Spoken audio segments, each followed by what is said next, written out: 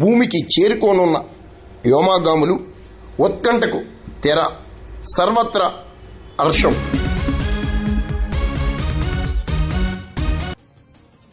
అంతరిక్షంలో చిక్కుకున్న భారత సంతతికి చెందిన సునీత విలియమ్స్, మరో వ్యోమగామి బుచ్ విల్మోర్ తిరుగు ప్రయాణమయ్యారు.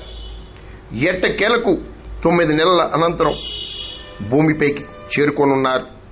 మరో 2 ఆస్ట్రోనాట్స్తో కలిసి బుధవారం తెల్లవారుజామున 3:27 పుడమికి చేరుకుంటారని అమెరికా అంతరిక్ష సంస్థ నాసా ప్రకటించింది. వ్యోమగాములు తిరిగి వచ్చే దృశ్యాలను నాసా ప్రత్యక్ష ప్రచారం చేస్తోంది.